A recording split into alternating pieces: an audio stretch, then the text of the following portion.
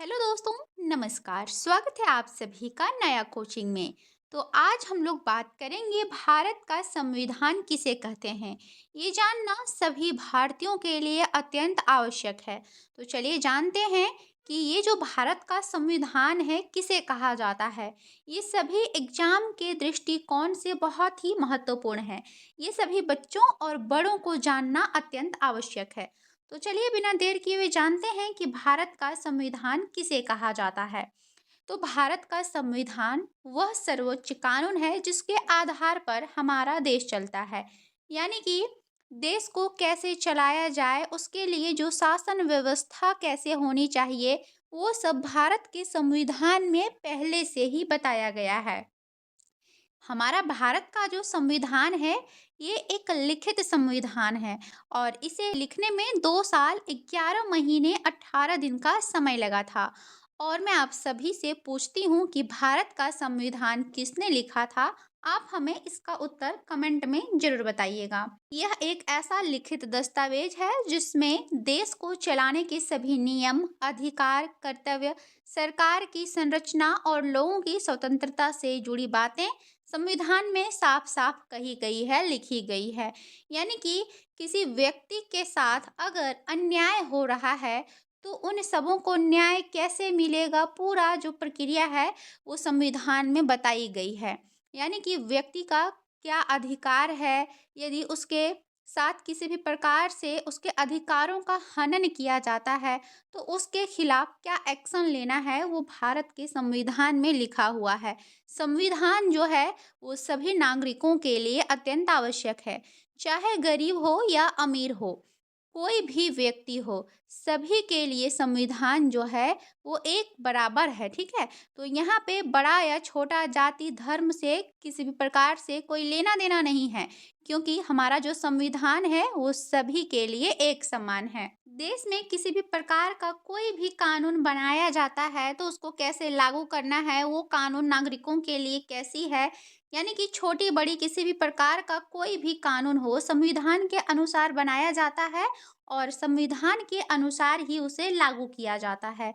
तो भारत के संविधान का मतलब क्या है?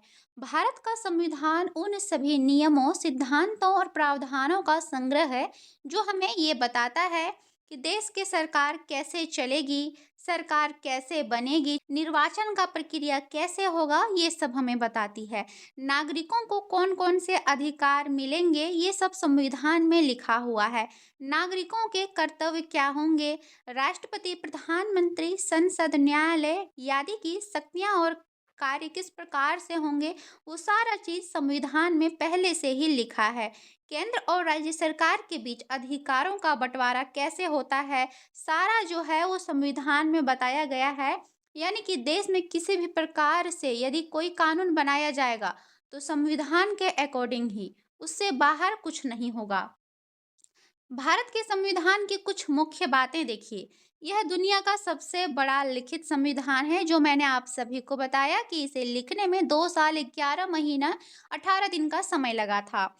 इसे संविधान सभा ने बनाया था और भारत का संविधान जो लागू हुआ था वो 26 जनवरी 1950 को लागू हुआ था। साथ में आप लोग कमेंट में ये भी ज़रूर बताइएगा कि हमारा भारत का संविधान कब बनकर रेडी हुआ था। लागू तो किया गया है 26 जनवरी 1950 ईस्वी को, लेकिन बना कब था कमेंट में ज़रूर बताइएगा। तो मैंने 2 चीज़ों को आप सभी को बताने के लिए बोला है कि भारत का जो संविधान है वो कब बना था, दूसरा संविधान के जनक कौन हैं। इसमें प्रस्तावना, मूल अधिकार, राज्य के नीति निर्देशक तत्व, मूल कर्तव्य और कई अनुच्छेद शामिल हैं। यानी कि दोस्तों, संविधान में प्रस्तावना से लेकर के व्यक्ति के मूल अधिकार, कर्तव्य, नीति निर्देशक तत्व सब चीज इसमें शामिल किया गया है, जिससे किसी भी व्यक्ति के साथ कभी भी अन्याय ना हो। यदि सरल शब्दों में हम लोग निष्कर्ष की बात करें, तो क्या है, देखिए, भारत का संविधान देश को चलाने वाली सबसे महत्वपूर्ण किताब है।